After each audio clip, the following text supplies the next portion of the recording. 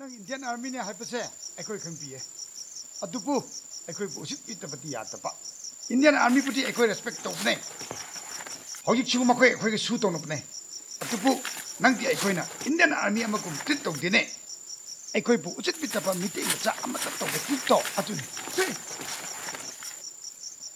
हुई करी किरा नंग अखोई तोंगलेन ओंदा उसितबा तौरमे हाइपसी अने तोंगलेता केमता तौगिदि माना चोंपी करी की नचिन थीप्रा सिदा तांगलगा लेरगा अखोइदसु अमु उसितबा ngam Thanil budi khut thanu madi moral kesu leitabne असंग अखोइना पाइबा केस दी को लोइद्रिबा फाउ इंटरफेयर ता होनिंग दे को ngamthang nang chongpi gi wari di tarabra taram loine ko nakan amakha gi wa taraga thabak ta honing de chongpi no wari khuting mak khunda tam krabne Thanil si ne khoina pukhre tabada khun meyam ne engona sinaraga ma bu thiba lakpane khun gi mising na tonglet bu yam saubne ne नखोइ चोंपी उनब्रा ngamthang nang e budi thajabra adudi en haibsi tabiu yabiu ai Thanil si pukhrege nang chongpi unabiu chongpi no wari khuting mak khangbani tonglet na chongpi bu ka henbak thabak tawbidagi ne ne thokli pase fado ताव सिना कनानो ए सिदी पाउमी ने अखोई the नुमित खरा लेगे दौबने इम्फाल दगी ने असिसो मु पाउ पीगदब्रा ए पिरो हे सिदी कोई मिस अंडरस्टैंडिंग ने अमथंग अदुदी अखोई चलगे करिगुंबा Thanil लालमबा अखोई की अपाम्ब तो आई मा पुरग लाके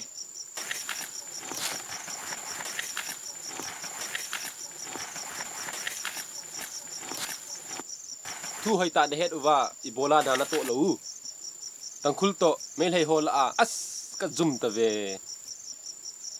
Thanil nang wakal nungai da karisu tawgunu mokhena langba ngaktane mokhena tonglet gi wa khaktang taraga thabak tawbadagi ne माने नत्ती मखोइसिबु गवर्नमेंट गा सुतौनि हाइबदाइने चेद तौबनिदा पॉलिटिक्स नि पब्लिसिटी तौबने सु तोरगा सुमाइना फोन नोंमै पाय गोजा चप याब्रा अदुसु सुमिने politics की वासी टोक्सिदा मोखोइ सिदी सिबदा करिसु खंद्रबा मी ngaktane ba अरे Thanil nang sida gi chakro uncle Gandhi सु अथवा याम वारम गनी माने होय थैंक यू नं कैसु खल्लुरनु को मासी मथवा याम वारम ने को मासे मथ्वाइ नुवाइतबा माले अरे चसी खुनमी सिंगदा दम होय जसे इमानिंगो ले मखोइगिदि सिदा कनाबु लेत्रबा अस लेत्रेदा अंदी खोइ मुंगदी आ गबो वेली द लोइन होंग्रे कबो बेलिदा अस कुइरबने दा म्यांमार आर्मी सिंगसी तनबगिनेबा खुनमी सिंगसी लोइन होंगनग्रबनेबा अरे चसी खुनमी सिंगदा दमख्रसे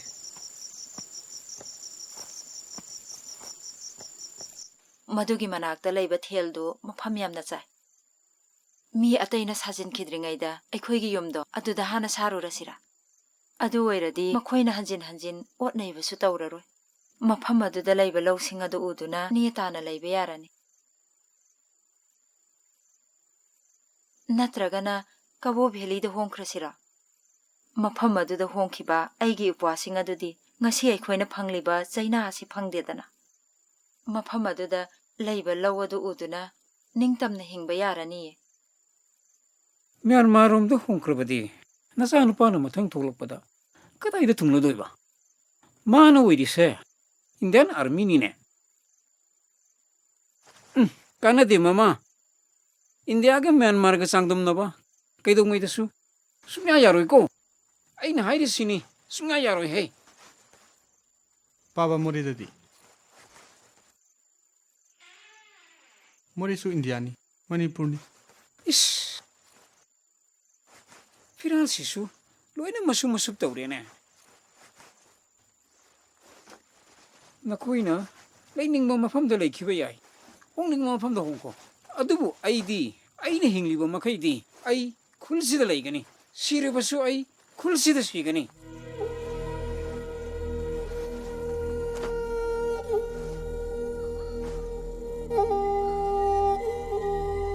तंपाक्ता सुफम नफम खंगलक्तरबा मतम कनामतदगी मतें फंगलक्तरबा मतमदा नबुबोक्तो खुलसिदा लाखिबनी हाय हौजिकसु खुलगी निंथौना इखोइबु कयादा नुंसिबिरिबा खुलसिना इखोइबु हिंगलिबने अदुना ꯏꯄꯥꯗꯤ ꯈꯨꯜꯁꯦ ꯀꯩꯗꯧꯉꯩꯗꯁꯨ ꯊꯥꯗꯣꯛꯂꯣꯏ ꯃꯈꯣꯏꯅ ꯄꯪꯇꯧ ꯇꯧꯕꯁꯨ ꯌꯥꯕ꯭ꯔꯥꯅꯦ ꯈꯨꯟꯖꯥ ꯃꯌꯥꯝ ꯑꯃꯁꯨ ꯂꯩꯔꯤ ꯏꯟꯗꯤꯌꯥꯟ ꯑꯥꯔꯃꯤꯁꯨ ꯂꯥꯛꯀꯅꯤ ꯍꯥꯏꯔꯤ ꯊꯥꯅꯤꯜ ꯅꯪ ꯃꯊꯪ ꯆꯍꯤ ꯊꯣꯛꯂꯛꯄꯗ ꯏꯅꯨꯡꯒ ꯂꯨꯍꯣꯡꯒꯅꯤ ꯈꯪꯕꯁꯤꯗꯤ ꯅꯨꯡꯉꯥꯏꯍꯦ ꯊꯥꯅꯦ ꯑꯗꯣ ꯂꯨꯍꯣꯡꯕꯩ ꯄꯥꯎꯗꯤ ꯈꯪꯍꯜꯂꯛꯎꯀꯣ ꯈꯪꯍꯜꯂꯛꯀꯅꯤꯗ ꯇꯝꯕ ꯉꯝꯕ ꯅꯠꯇꯦꯗ ꯇꯧꯔꯤꯁꯤꯅꯤ ꯄꯥꯕꯅ ꯌꯨꯝ ꯁꯤꯟꯖꯟꯈꯤꯅꯤꯅ ꯎ ꯀꯩꯌꯣ ꯑꯗꯣ ꯅꯪ ꯍꯌꯦꯡ ꯑꯌꯨꯛ ꯉꯟꯅꯤꯀꯣ ꯌꯥꯍꯧꯒꯤꯗꯤ ꯁꯤꯄꯣꯏꯅꯤꯗꯅ ꯑꯗꯨꯁꯨ ꯆꯨꯝꯃꯤꯅꯦ ꯆꯨꯝꯃꯦꯅꯦ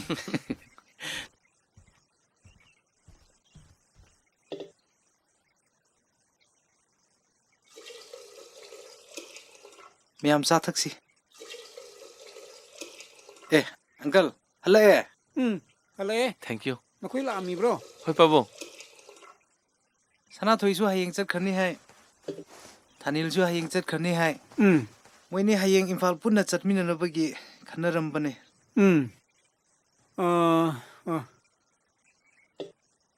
ꯊꯥꯅꯤꯜꯅ ꯃꯊꯪ ꯆꯍꯤꯗ ꯊꯣꯛꯂꯛꯄꯗ ꯅꯪꯁꯨ ꯍꯦꯛ ꯂꯥꯛꯎꯀꯣ ꯏꯕꯨꯡꯉꯣ ꯑꯩꯗꯤ ꯌꯥꯝ ꯇꯣꯏꯅ ꯂꯥꯛꯀꯅꯤꯗ ꯄꯥꯕꯨꯡ ꯈꯨꯟꯁꯤꯒꯤ ꯑꯩꯅ ꯇꯧꯒꯦ ꯈꯟꯕ ꯌꯥꯝꯅ ꯂꯩꯔꯤ ꯂꯥꯛꯎ ꯅꯪꯕꯨ ꯈꯨꯜꯁꯤꯒꯤ ꯃꯔꯝꯗ ꯀꯔꯤ ꯈꯪꯅꯕꯒꯦꯅꯦ ꯀꯔꯤꯅꯣꯅꯦ ꯅꯪꯅ ꯍꯌꯦꯡ ꯑꯥꯗ ꯆꯠꯂ ꯇꯝꯃꯨꯗꯣꯏꯗꯨꯕꯣ ꯈꯪꯕ ꯌꯥꯕꯗꯤ ꯈꯪꯖꯔꯦ ꯄꯥꯕꯨꯡ ꯈꯨꯟꯖꯥꯁꯤꯡꯅ ꯊꯦꯡꯅꯔꯤꯕ ꯑꯋꯥꯕ ꯈꯨꯟꯖꯥꯁꯤꯡꯒꯤ ꯑꯋꯥꯠꯄ ꯑꯩ ꯁꯨꯡꯁꯣꯏ ꯁꯣꯏꯗꯅ ꯒꯣꯔꯃꯦꯟꯒꯤ ꯃꯔꯤ ꯂꯩꯅꯕ ꯗꯤꯄꯥꯔꯠꯃꯦꯟꯁꯤꯡꯗ ꯈꯪꯍꯟꯖꯔꯒꯦ ꯑꯣ ꯑꯗꯨꯕꯨ ꯏꯕꯨꯡꯉꯣ ꯈꯨꯜꯁꯦ ꯃ꯭ꯌꯥꯟꯃꯥꯔꯒꯤ ꯑꯣꯏꯈꯤꯒꯗꯧꯕꯗꯤ ꯄꯥꯝꯃꯨꯈ꯭ꯔꯦꯗꯀꯣ ꯃꯁꯤ ꯅꯈꯣꯏꯅ ꯀꯟꯅꯕ ꯑꯃꯨꯛꯇ ꯍꯣꯠꯅꯧꯅꯦ ꯑꯗꯨ ꯁꯔꯀꯥꯔꯅꯗꯤ ꯑꯩꯗꯤ ꯀꯌꯥ ꯊꯥꯖꯗꯦꯕꯣ ꯅꯈꯣꯏꯅ ꯈꯨꯟꯁꯦ ꯑꯃꯨꯛꯇꯗꯤ ꯀꯟꯅꯕ ꯍꯣꯠꯅꯧꯅꯦ ꯍꯣꯏ ꯄꯥꯕꯨꯡ ꯑꯩꯈꯣꯏ ꯈꯨꯟꯖꯥꯁꯤꯡꯁꯨ ꯂꯩꯔꯤ ꯑꯩꯈꯣꯏꯁꯨ ꯍꯦꯛ ꯉꯝꯕ ꯃꯈꯩꯗꯤ ꯍꯣꯠꯅꯒꯦ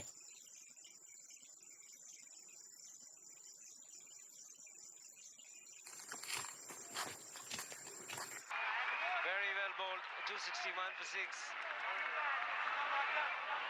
Few pleasantries being exchanged between Harbhajan and Shoaib Akhtar. Teams are on fire. Tension taking the better of the players. A little altercation. Hello. Tarabro nongbo. ꯅꯣꯏꯁꯨ ꯂꯥꯛꯑꯦ ꯂꯥꯛꯂꯄꯅꯦ ꯃꯣꯏꯁꯨ ꯑꯃꯨꯛ ꯂꯥꯛꯑꯦ ꯇꯧꯐꯝ ꯂꯥꯛꯐꯝ Hello. ꯈꯪꯗ꯭ꯔꯕꯅꯤꯅ ꯁꯣꯝꯁꯤꯗ ꯃꯌꯥꯝ ꯑꯗꯨꯝ ꯐꯝꯃꯨ ꯍꯟꯗꯛꯀꯤ ꯐꯦꯟꯁꯤꯡꯁꯦ ꯍꯜꯂꯣ ꯃꯁꯤꯗ ꯇꯣꯛꯈ꯭ꯔꯕꯗꯤ ꯍꯜꯂꯣ ꯅꯣꯏꯒꯤ ꯃꯐꯝꯁꯤꯅ ꯃꯔꯣꯟ ꯑꯃ ꯅꯦꯠꯋꯥꯛ ꯇꯥꯔꯃꯥꯟ ꯃꯌꯦꯛ ꯁꯦꯡꯕ꯭ꯔꯣ ꯄꯥꯎ ꯅꯨꯡꯉꯥꯏꯕ ꯑꯃ ꯍꯥꯏꯒꯦ ꯇꯧꯕꯅꯦ ꯏꯟꯇꯔꯅꯦꯁꯅꯦꯜ ꯕꯥꯎꯟꯗꯔꯤ ꯀꯃꯤꯁꯟꯅ ꯗꯤꯃꯥꯔꯀꯦꯁꯟ ꯇꯧꯔꯕ ꯃꯇꯨꯡꯗ ꯕꯣꯔꯗꯔ ꯐꯦꯟꯁꯤꯡꯗꯣ ꯅꯧꯅ ꯇꯧꯔꯅꯤ ꯍꯥꯏꯕ ꯑꯁꯦꯡꯕꯩꯔꯣ ꯍꯥꯏꯔꯤꯁꯦ ꯄꯥꯕꯨꯡ ꯀꯔꯤꯔꯅꯦ ꯍꯣꯏ ꯀꯔꯤꯒꯤꯅꯣꯅꯦ ꯑꯗꯨꯛ ꯍꯔꯥꯎꯔꯤꯗꯨꯕꯣ ꯍꯣꯏ ꯄꯥꯕꯨꯡ ꯌꯨꯅꯤꯌꯟ ꯍꯣꯝ ꯃꯤꯅꯤꯁꯇꯔꯅ ꯍꯧꯖꯤꯛꯇ ꯂꯥꯎꯊꯣꯔꯛꯄꯅꯤꯅꯦ ꯍꯣꯔꯦꯟ 8:30 ꯌꯥꯎꯔꯅꯤ ꯐꯔꯦꯅꯦ ꯄꯥꯕꯨꯡ ꯑꯩ ꯃꯌꯥꯝꯗ ꯑꯝꯇ ꯍꯥꯏꯔꯨꯈꯤꯒꯦ ꯍꯥꯏꯔꯣ ꯃꯌꯥꯝꯗ ꯅꯨꯡꯉꯥꯏꯕ ꯄꯥꯎꯗꯨ ꯍꯣꯏ ꯄꯥꯕꯨꯡ ꯍꯣꯏ ꯄꯥꯕꯨꯡ ꯍꯣꯏ ꯑꯩ ꯅꯣꯡ ꯅꯤꯅꯤ ꯈꯤꯇꯪ ꯂꯩꯔꯛꯈꯤꯒꯦ ꯀꯩꯗꯧꯔꯒꯦ ꯍꯣꯏ ꯊꯝꯃꯦ ꯄꯥꯕꯨꯡ ꯀꯩꯗꯧꯔꯒꯦꯅꯦ ꯍꯦ ꯁꯅꯥꯊꯣꯏ ꯏꯟꯇꯔꯅꯦꯁꯅꯦꯜ ꯕꯥꯎꯟꯗꯔꯤ ꯀꯃꯤꯁꯟꯅ ꯗꯦꯃꯥꯔꯀꯦꯁꯟ ꯇꯧꯔꯕ ꯃꯇꯨꯡꯗ ꯐꯦꯟꯁꯤꯡꯁꯦ ꯈꯥꯔꯅꯤꯌꯦ ꯏꯟꯗꯣ ꯃꯦꯟꯃꯥꯔ ꯕꯣꯔꯗꯔ ꯐꯦꯟꯁꯤꯡ ꯇꯧꯕ ꯂꯦꯞꯄꯅꯤ ꯑꯁꯦꯡꯕꯩꯔꯣ ꯗꯥꯊꯣꯏ ꯃꯥꯅꯦ ꯗꯦꯃꯥꯔꯀꯦꯁꯟ ꯍꯥꯟꯅ ꯇꯧꯔꯅꯤꯌꯦ ꯀꯗꯥꯏꯗꯒꯤ ꯄꯥꯎꯅꯣ ꯀꯅꯥꯅ ꯍꯥꯏꯔꯤꯅꯣꯅꯦ ꯑꯗꯨꯕꯣ ꯔꯤꯃꯔ ꯑꯣꯏꯅꯤꯗ ꯅꯠꯇꯦ ꯀꯩꯗꯧꯔꯒꯦ ꯍꯥꯏꯔꯛꯏꯗꯣ ꯍꯣꯝ ꯃꯤꯅꯤꯁꯇꯔꯅꯅꯦ ꯍꯣꯝ ꯍꯣꯔꯦꯟ ꯃꯤꯅꯤꯁꯇꯔꯅ ꯅꯨꯃꯤꯗꯥꯡ ꯄꯨꯡ 3:30ꯒꯤ ꯄꯥꯎꯗꯁꯨ ꯍꯥꯏꯔꯅꯤꯌꯦ ꯀꯩꯅꯣꯅꯦ ꯃꯥꯅꯦ ꯑꯪꯀꯜ ꯍꯣꯝ ꯃꯤꯅꯤꯁꯇꯔꯗꯣ ꯑꯩꯒꯤ ꯄꯥꯕꯨꯡꯅꯦ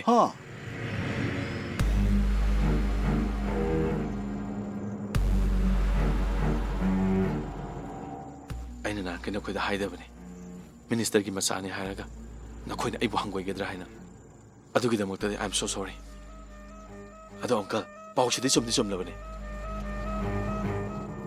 ꯅꯪ ꯑꯣꯏꯗꯕ ꯉꯥꯡꯉꯤꯀꯣ ꯑꯗꯨꯕꯨ ꯍꯔꯥꯎꯏ ꯄꯥꯎꯁꯤ ꯈꯨꯟꯃꯤꯁꯤꯗ ꯇꯝꯃꯨꯁꯦ ꯑꯗꯨꯗꯤ ꯇꯝꯈ꯭ꯔꯁꯦ ꯂꯥꯛꯑꯣ ꯑꯩꯈꯣꯏ ꯃꯌꯥꯝꯗ ꯑꯃꯨꯛ ꯇꯝꯈꯤꯒꯦ ꯂꯥꯛꯑꯣ ꯕꯥꯕꯥ ꯄꯥꯎꯁꯤꯅ ꯑꯁꯦꯡꯕ ꯑꯣꯏꯔꯝꯃꯗꯤ ꯌꯥꯝ ꯅꯨꯡꯉꯥꯏꯅꯤꯀꯣ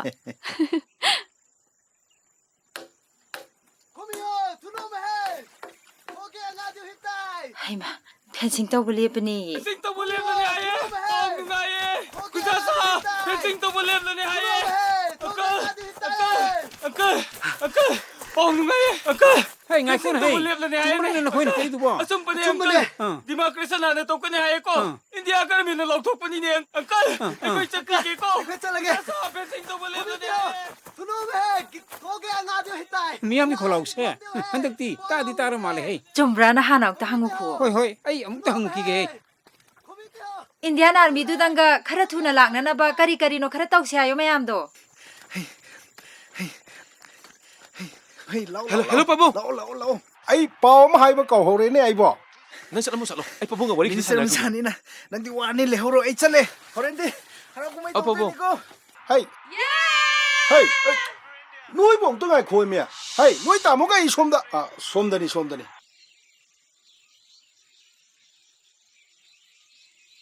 Hoy.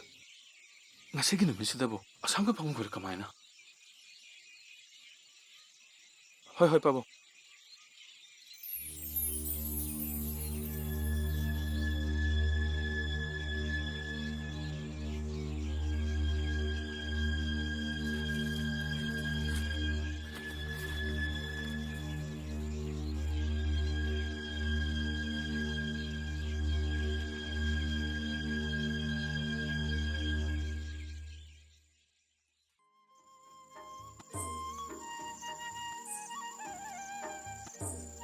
Hey, Krito pra. Nasi kulki asuk nungai pa numit asita. Sakoi chapa yeng tana asita tumin na pampati. Krito pa yaw pra. Kaso to dida. Atuti chasine yeng sine. Yari salam mo lagi. Atuti lao ko. Ay chaki ko. Hoy.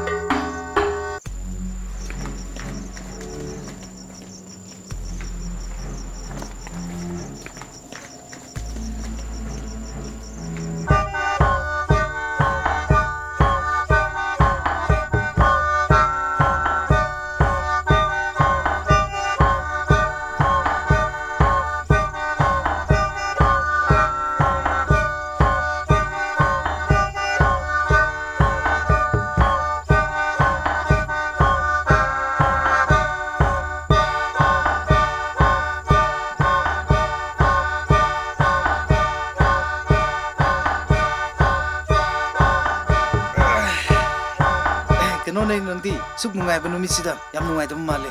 Nasangam da bra. Kaso to dida. Ko kara sa pani. Tablet so yawri.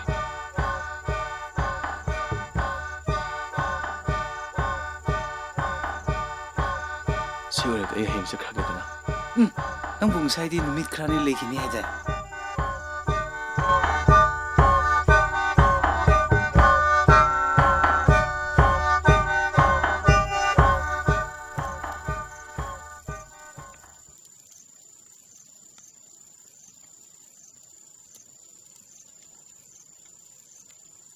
Cui. Saat mo kubrang la. Cookie jere mai. Kaya nang likla. Scott sangle ye. Cookie jere hisas ngau gay. Katak da ngau lo ve as tayay re. Hey, rêu khiêng là chỗ thay rồi. Sao là thay rồi? À là thay rồi. Sao là mới phát lấy mà?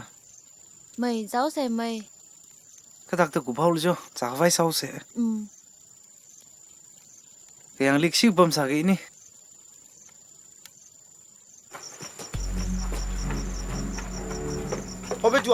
Đi bên chùa.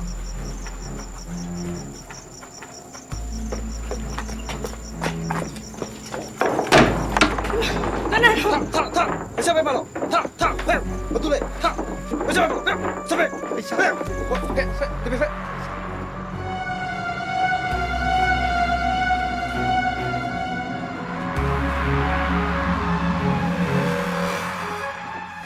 Di mana pas sini? Di mana? Cik.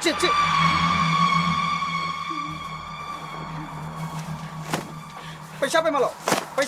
Siapa malu? Masih pula. Siapa malu? Hey! Di mana alu api sini? Siapa malu? Tekan mata. Alu, yuk. Tekan mata. Yuk.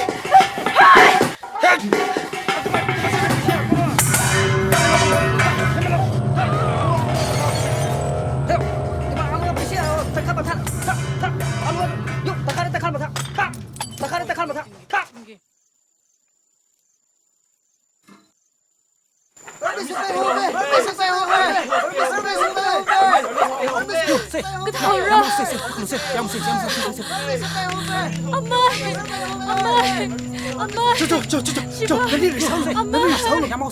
저, 이동 남편 그거를 실고 뭐가 실고 시 당나고 군지들이 이 포토그램 너무 야브레 이게. 저로 너무 이게 저거 난 택나르디 뭐이냐 틴 푸비 그러네 봐. 저로. 라. 이빨이 불렀다. 저로 이 포토그램 너무 이게 봐. 저로. 나한테 내가 하는 짓 커 봐.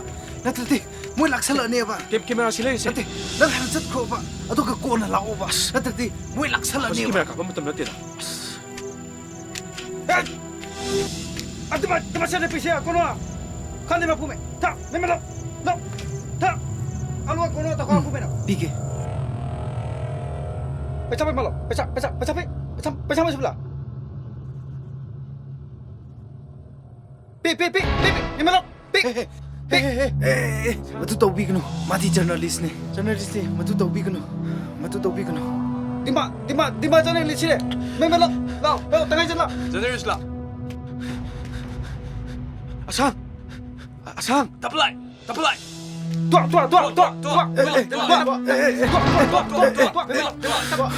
Era balik. Hah? Era balik. Yuk. Gila. Tak. Era balik. Tak. Tua, memang.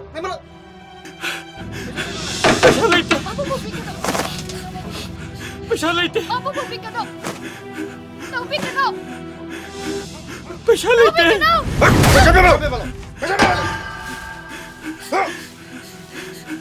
Apa mau bikin dong? Di mana sini, Bo? Paisa. Babu mau bikin dong. Babu mau bikin dong. Tua.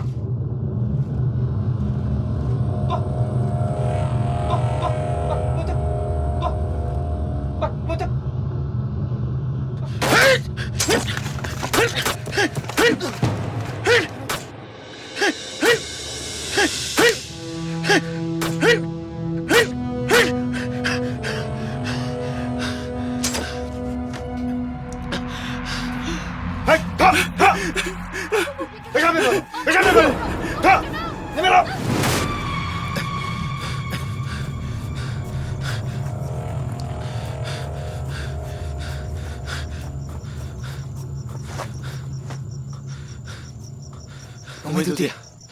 Aku terlalu so.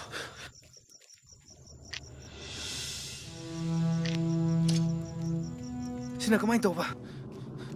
Abang berusaha sih.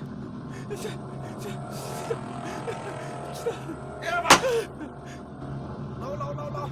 Somebody warm the Lau.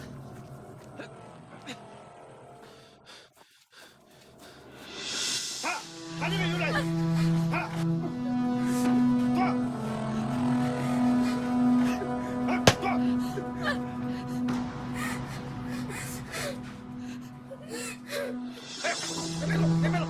खाने में पुलाई तकारे मेमेलो तकारे खाने में तो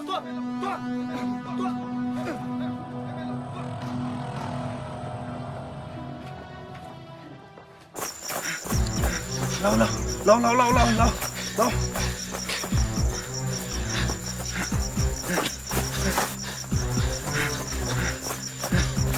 lao lao lao lao lao lao lao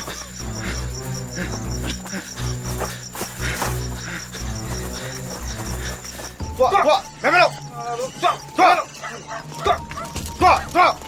memelo tua खाने में पुमे तकारे पुमे आलू में पुमे आलू खाने में तकारे पुमे ना मेमेलो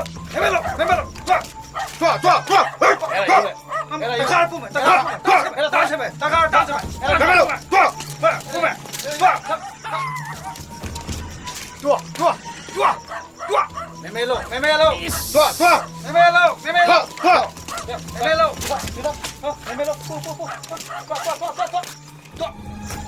ai mang thang kìa. Lâu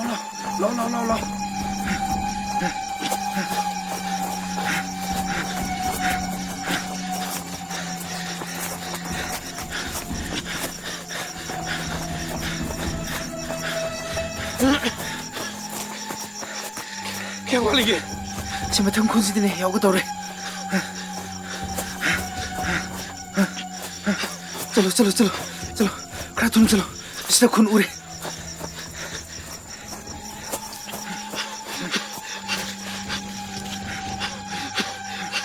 Sao lại làm tao cái nằm đây?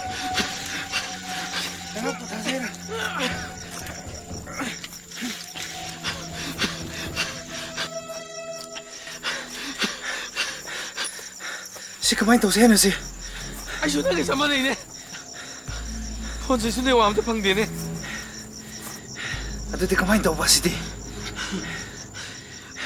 Kemain tàu gì? Hey, cái bảo tàu rồi mau hải áo trôi đi trên là gì?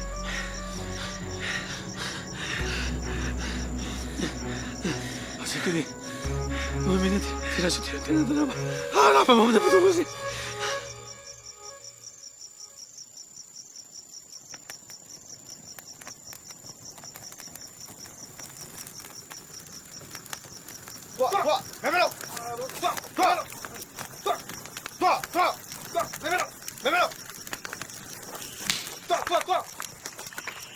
खाने में पुमे तकारे पुमे आलू में पुमे आलू खाने में तकारे पुमे ना मेमेलो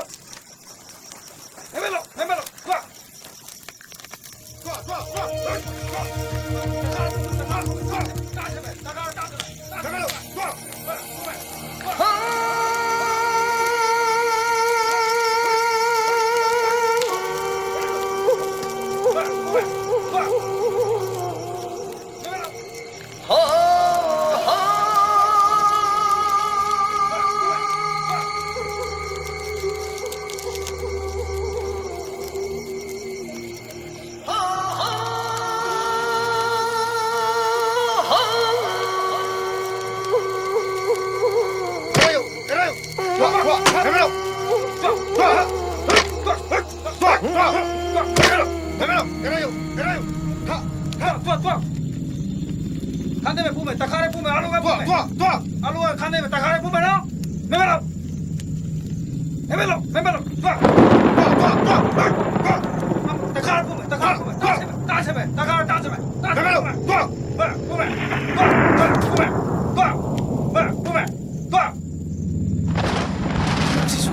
Siapa ketemu Malik? Sana sira. Sana betul sih. Tengok. Sedang sunat tu.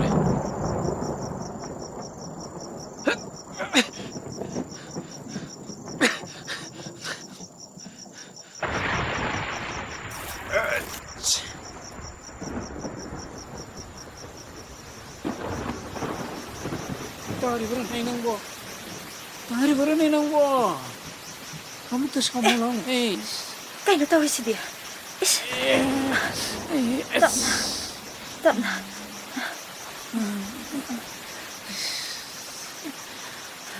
nào bên người đi ấy phi sẽ lúc mình xua này phi sẽ không thôi nát tay cổ thật vậy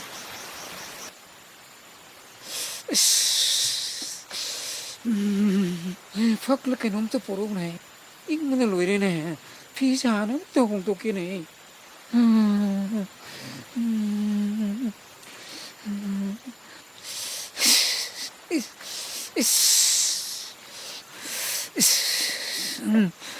나그래다 시도에는 버타르. 나그래다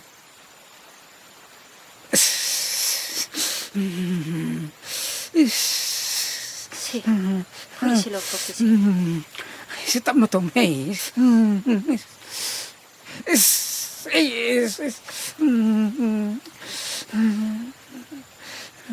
팥대도 꼭 먹고 있으니까도. 할래 시도부 아속 티는 부비가.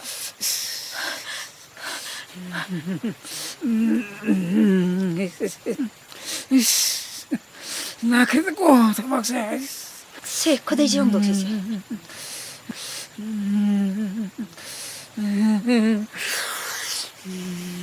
아이 이신 기타 사할로 기기. 난기 이에 시바 상리바 마팜 싱어세. 히가이 애들이 파라로이.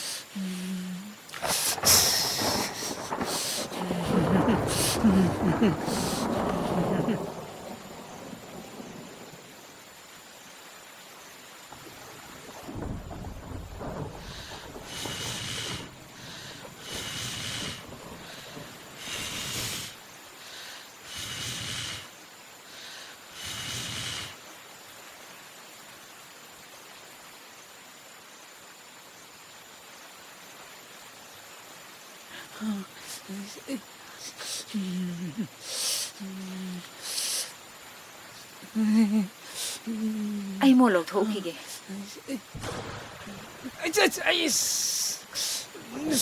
나 그래도 꼭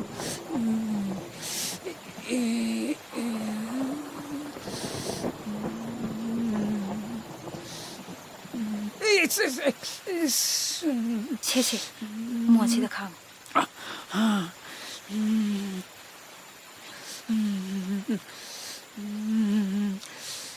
수박가는 야마사에 대박지수 야마사에 난 깨기만 하네 이싱 사오도래. 히가이 애르가 좀 파전이다. 대생도 봐 리액더니 아이브도다 아이고 이게 람사 방어로 해야 되나 사오로 말이네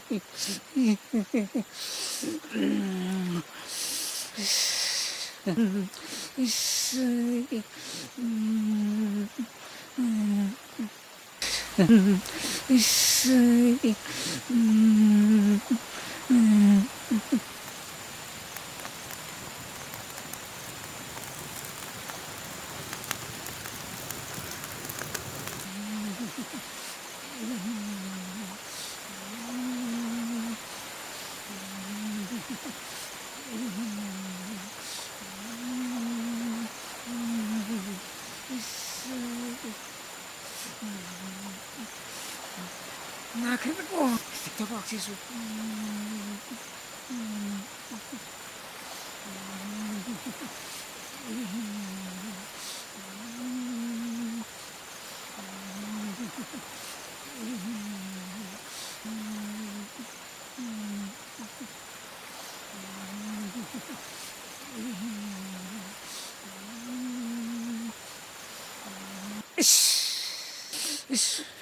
동네 나 그래가 나라 수나나 카라 강어. 시나 파도이니.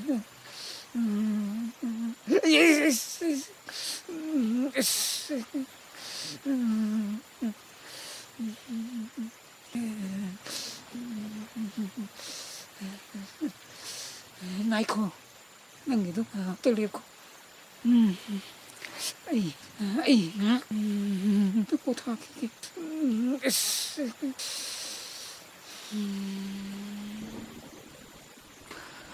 거식당디 양부금 따위 어두고 타박새 타박새디 까야 하는 아이들이 서울 혼보다 이번 먹음디 따위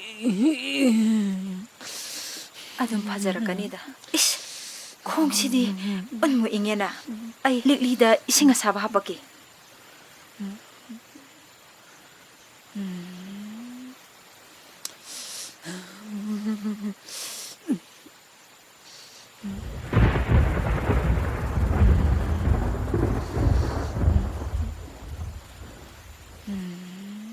ꯅꯨꯡꯉꯥꯏꯇꯦ ꯍꯥꯏꯗꯅ ꯀꯩꯗꯧꯔꯨꯅꯤ ꯀꯌꯥꯝ ꯀꯨꯏꯔꯦ ꯄꯥꯎꯁꯦ ꯐꯪꯕꯗꯤ ꯂꯝꯕꯤꯗ ꯊꯦꯡꯅꯕꯅꯦ ꯀꯨꯏꯗ꯭ꯔꯤ ꯅꯃꯥꯗ ꯑꯩ ꯇꯝꯕ ꯉꯝꯂꯣꯏꯗꯧꯔꯤ ꯑꯩꯁꯨ ꯑꯩꯈꯣꯏ ꯄꯥꯕꯨꯡꯅ ꯍꯥꯏꯔꯛꯄꯒ ꯇꯧꯐꯝ ꯈꯪꯗ꯭ꯔꯕꯅꯤ ꯑꯁꯪꯗꯕꯨ ꯍꯥꯏꯗ꯭ꯔꯦ ꯅꯃꯥꯗꯤ ꯀꯣꯟꯅ ꯊꯥꯅꯤꯟ ꯌꯧꯔꯛꯂꯒ ꯈꯪꯂꯁꯤ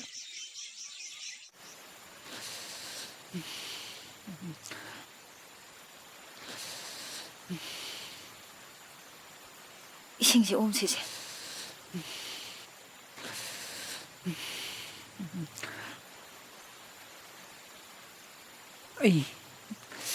이 그놈들이 싸게 봐 나무는 시도래 스타벅시수 구독는 그래도 거의자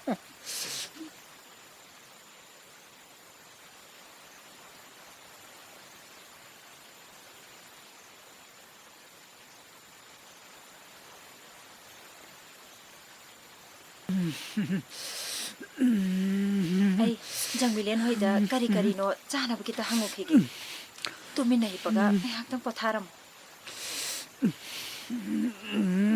ꯑꯩ ꯊꯨꯅ ꯂꯥꯛꯀꯦꯀꯣ 이씨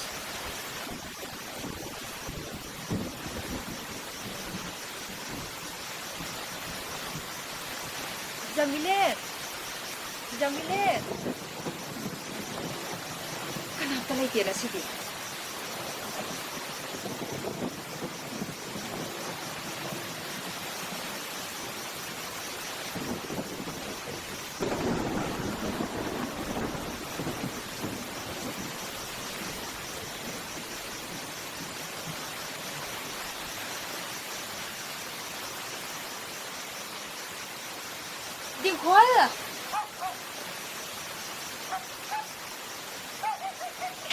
딩콜 에, 그나니나. 닝올라이 만크레다. 딩콜 에, 닝올라이. 헥트 정로. 판투도 파모.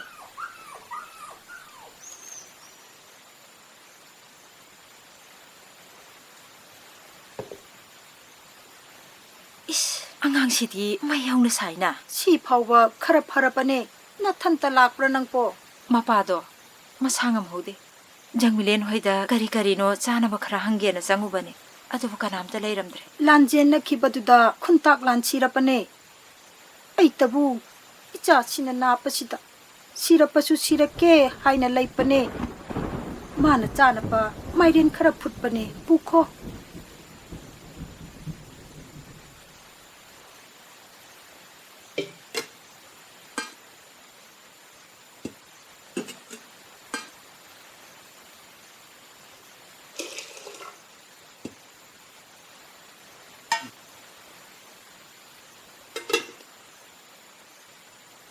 체 mapang am hokte hai pato thuna chatlo ningo lei nu ka ta pane lampi to nan kani tapna chatlo ko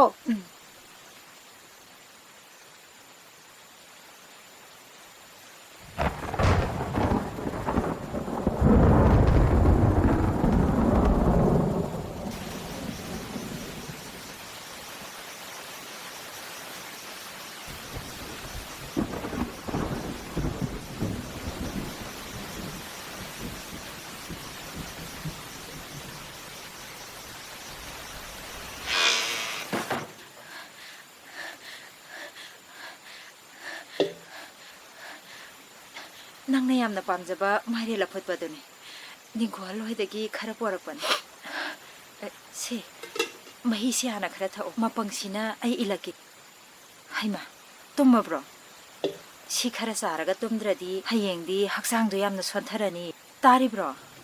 ꯇꯥꯔꯤꯕ꯭ꯔꯣ? ꯀꯩꯅꯣ ꯇꯧꯏꯁꯤꯕꯣ? ꯍꯧꯒꯠꯂꯣ! ꯍꯧꯒꯠꯂꯣ! ꯅꯪꯅ ꯌꯥꯝꯅ ꯄꯥꯝꯖꯕ ꯃꯥꯏꯔꯦꯟ ꯑꯐꯨꯠꯄꯗꯨꯅꯦ. ꯁꯦ ꯆꯥꯎꯋꯣ. ꯍꯧꯒꯠꯂꯣ! ꯍꯧꯒꯠꯂꯣ! ꯑꯩ ꯅꯪꯅ ꯍꯥꯏꯕ ꯏꯟꯒꯅꯤꯌꯦ. ꯑꯩ ꯈꯨꯜꯁꯤ ꯊꯥꯗꯣꯛꯇꯅ ꯃꯐꯝ ꯀꯩꯗꯁꯨ ꯆꯠꯂꯣꯏꯌꯦ. ꯍꯧꯒꯠꯂꯣ! ꯂꯥꯟꯖꯦꯟꯅꯈꯤꯕ ꯃꯌꯥꯝꯁꯤꯡ ꯂꯣꯏꯅ ꯍꯟꯅꯔꯛꯂꯅꯤ. ꯍꯧꯒꯠꯂꯣ! ꯍꯧꯒꯠꯂꯣ! ꯍꯧꯒꯠꯂꯣ! ꯍꯧꯒꯠꯂꯣ!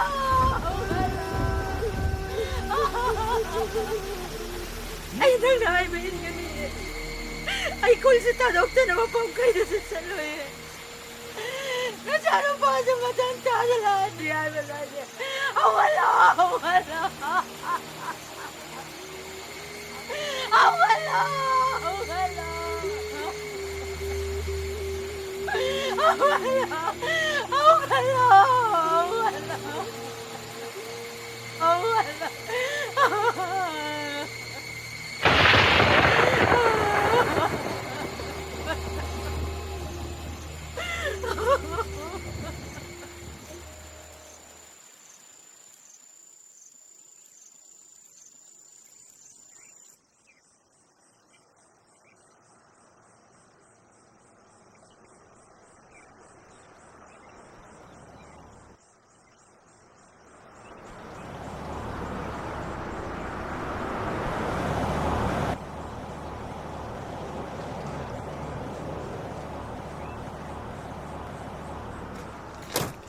सिधने सर सिधा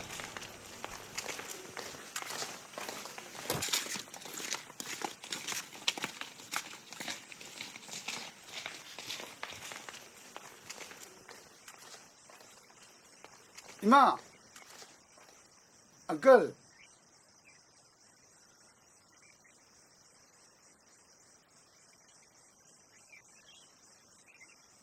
अंकल अंकल जी अंकल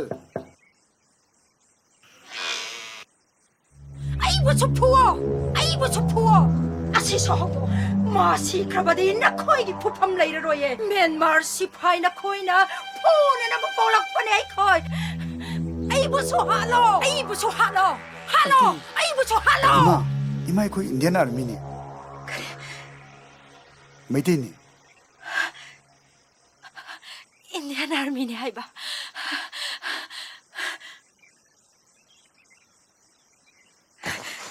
इंडियन आर्मी लाई. ngara makhoi ki lanmina akhoi ki khunse utpi nei pi pane मधुदा इंडियन आर्मी लाए हाइदुना हराउदुना तौरिबनी इंडियन आर्मी लाई. इंडियन आर्मी लाई. अखोई के खुलगांगनबा इंडियन आर्मी लाई. ngarang lanjin nakiba mayam singloy na naraklo. Nakut kulaya mamam supairo. Makoy ke kem sama na mateng pangsinse. Indian army la asi ko pa thok tok se national media na di krishu thawe pi ta सांगा सना थोइगदी मोइदी उदेना makhoi ani ti ngarang ki thok tok tu te selam laga ओ बाचा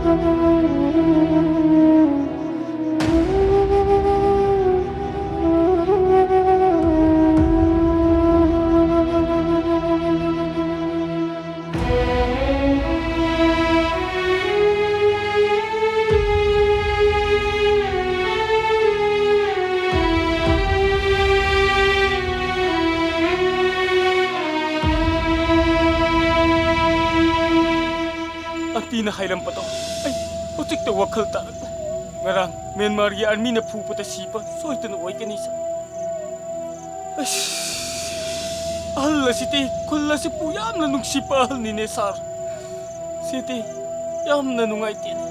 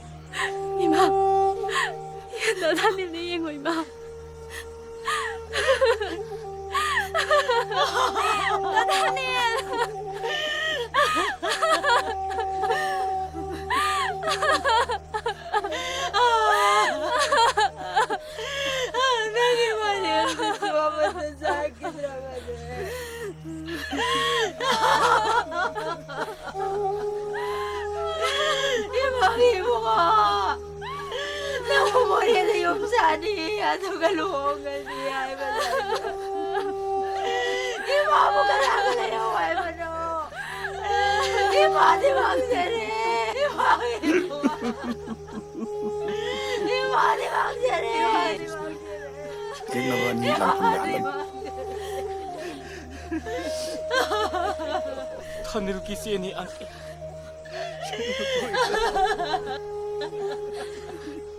Ichana Kashmir da India gi ngap kai ngap pada tawai tai do. Mafana kulsida chicho ngap kai ngap pada. Gallantry award amadi suchu shodana phangani. Sumisha Isha sina India gi ngam kai gi damak mathwai habani. Tauna pabagi mana phangani. Aduga Aigi marup chisu India gi ngam kai gi damak tani. Mamunda di kari mana pini ga dauri. Akal na hai pi pase atum pane sar. Hai piyo sar. Kashmir khakta namak India ki botar oi presar. Ekoi ki Manipur se budi India na trapre sar. Ekoi ki Manipur se India ki botar na tapre sar. Ekoi ji bukanano sar. Ekoi ji bukanano. Nang na thamjaba India ki phiral se pairaro. Na chano babu okse awgalala. Awgala. Awgala. Awgala. Awgala.